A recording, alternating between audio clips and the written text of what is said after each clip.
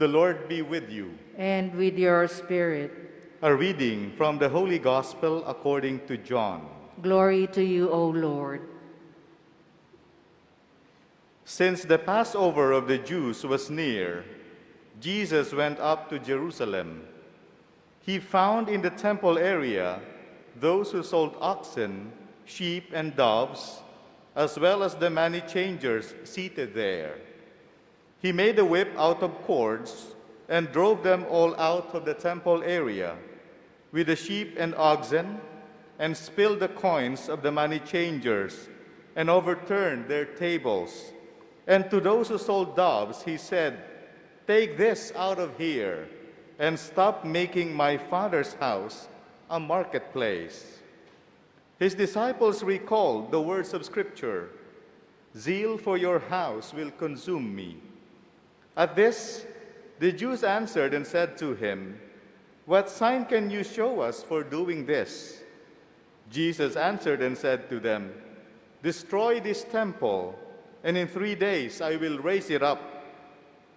The Jews said, "This temple has been under construction for 46 years, and you will raise it up in 3 days?" But he was speaking about the temple of his body. Therefore, when he was raised from the dead, his disciples remembered that he had said this, and they came to believe the Scripture and the word Jesus had spoken. While he was in Jerusalem for the feast of Passover, many began to believe in his name when they saw the signs he was doing. But Jesus would not trust himself to them because he knew them all and did not need anyone to testify about human nature. He himself understood it well. My dear brothers and sisters, the Gospel of the Lord. Praise to you, Lord Jesus Christ. Kindly be seated. Magandang araw po muli sa kanilang lahat. Nasa ikatlong linggo na po tayo ng Kwaresma.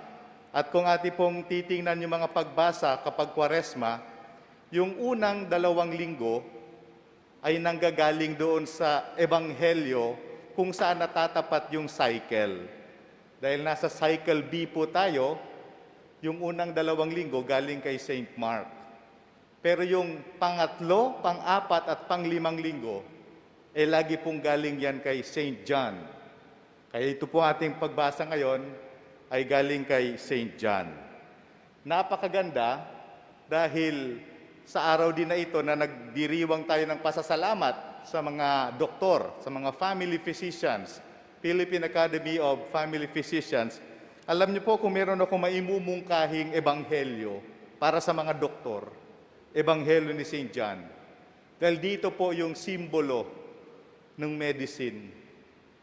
John chapter 3, makikita po natin doon yung simbolo nung kinuha ni St. John mismo doon sa kwento ni Moises na yung mga natuklaw ng ahas dahil hindi sila naniwala at pinagawa ni Moises ng isang pole na may ahas at kung sino makakakita doon ay gagaling.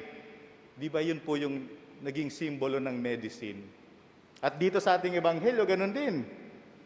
Therefore, when he was raised from the dead, sa ating pangalawang pagbasa, the crucified Christ, foolishness to the Jews, a stumbling block to the Jews, foolishness to the Gentiles. Dahil yung simbolo ng kamatayan, naging simbolo ng buhay na walang hanggan. Mga kapatid, pinagdiriwang natin, pinasasalamatan natin ang regalo ng pagiging doktor. Alam nyo, yung family physician, dito sa Pilipinas, hindi na po masyadong nakikita yung kahalagahan. Kahit ako po, nakita ko lang yung kahalagahan ng family physician nung ako po'y nanirahan ng almost 10 years sa Europe.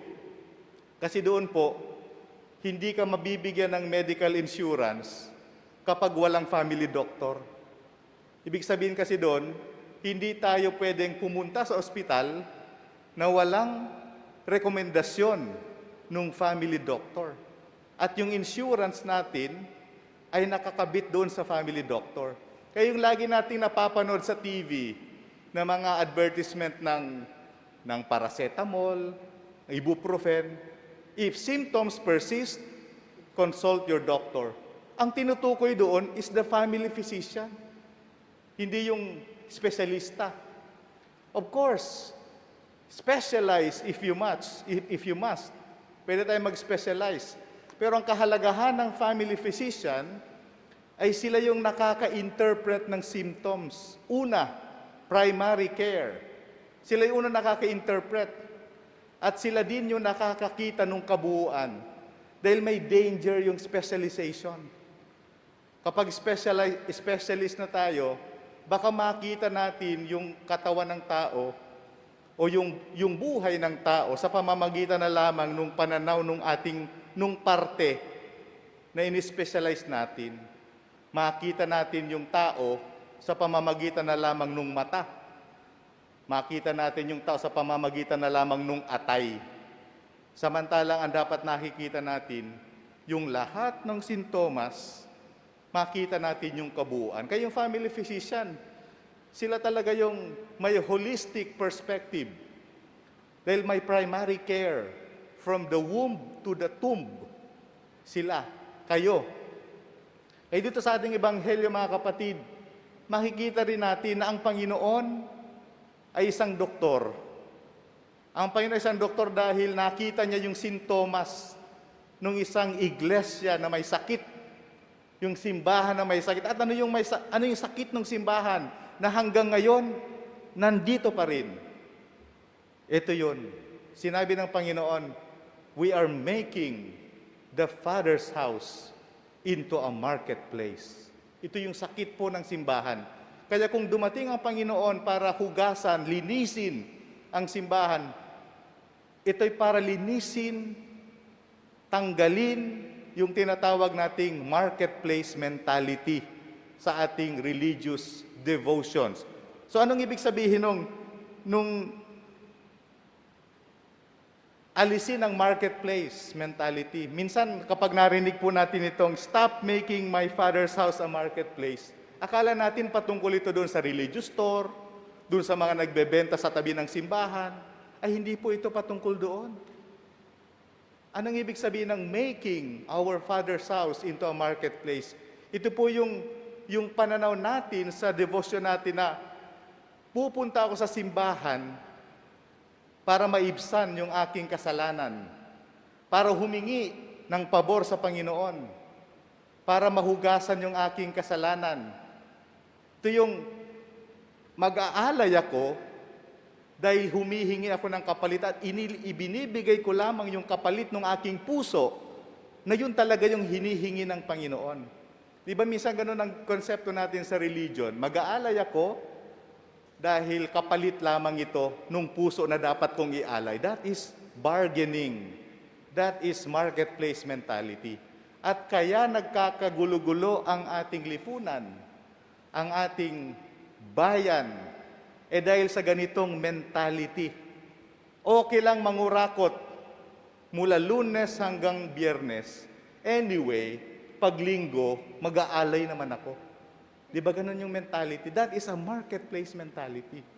So nung panahon ng Panginoon, nakita niya na yung mga hayop na binebenta, nagiging kapalit lamang nung puso na dapat ialay. Di ba yung kailangang ialay yung nandun sa kanta natin sa misa, isang pusong tapat ang sa akin likhain o Panginoon. At yun dapat yung inaalay natin. Kaya yung pagiging doktor ng Panginoon ay yung nakita niya yung sintomas. Yung mga sintomas ng isang may sakit na simbahan. At sana, yun din yung inspirasyon natin. Makita yung sintomas ng relihiyon na meron sa ating mga puso. Bakit ba ako nagsisimba? Halimbawa, tanungin natin. Every time na magsisimba tayo pag linggo, tinatanong dapat natin, bakit ako magsisimba tuwing linggo? Bakit? Dahil obligasyon lamang? Kapag ang tingin natin sa pagsisimba ay dahil obligasyon, mas masarap matulog pag linggo. Pero katulad nung dahilan natin kung bakit tayo nagsisimba ngayong araw na ito, ay dahil nagpapasalamat tayo. Yun talaga yung dahilan ng ating pagsisimba. Yun talaga yung dahilan ng ating debosyon. Dahil tayo ay may pasasalamatan sa Panginoon. Kaya pagpasok natin sa simbahan, tanungin natin ang Panginoon, Lord, ano ba yung papasalamatan ko sa inyo? Pwede niyo po bang ipaalala sa akin yung pinapasalamatan ko? Dahil kung ang dasal natin ay hindi pa pasasalamat, kulang pa. Hindi pa talaga tayo nagdarasal. So mga kapatid, katulad ng pasasalamat natin sa 60th anniversary ng Philippine Academy of Family Physicians, tanungin natin ngayon, ano ba yung pinapasalamatan natin? Dahil kapag tayo naglatag ng mga pasasalamat natin sa Panginoon, then nakakaasa tayo na kung paano tayo sinamahan ng Diyos sa mga nakaraang taon, alam din natin na sasamahan tayo sa mga susunod pang mga taon ng ating samahan, ng ating bokasyon bilang doktor. Kaya mga kapatid, sa bawat pagdarasal natin, hilingin natin sa Panginoon ang isang malinaw, makita natin yung kabuuan ng ating relihiyon. Hindi kailangan yung pag-aalay. Hindi kailangan yung pag-aalay ng kahit ano. Dahil ang hinahanap ng Panginoon ay ang ating puso. Kaya sinasabi sa Ebanghelyo ni San Mateo, kung ikaw ay may daladalang alay sa harap ng altar at naalala mo na meron kang kagalit sa iyong kapatid, iwanan mo muna yung iyong alay at makipagbati sa iyong kapatid, saka bumalik at ialay. Kung hindi pa natin kayang ialay ang ating puso, marketplace mentality pa rin ang meron tayo. Dahil ang bawat ibinibigay natin sa Panginoon, kapalit lamang nung dapat nating inaalay na tunay sa Kanya. Kaya sa pasasalamat natin sa mga regalo ng pag-interpret ng mga symptoms ng sakit ng ating mga kapatid, hilingin din natin sa Panginoon na mabigyan tayo ng mas malinaw na paningin, na makita rin ang sintomas nung sakit nung ating mga debosyon, nung ating relihiyon, nung ating pagsamba. Tanungin natin lagi, ano ba yung layunin ng aking pagdedebosyon? Bawat linggo, kung hindi ako nagpapasalamat sa Panginoon, hindi talaga ako nagdarasal. Hindi talaga ako nagsisimba.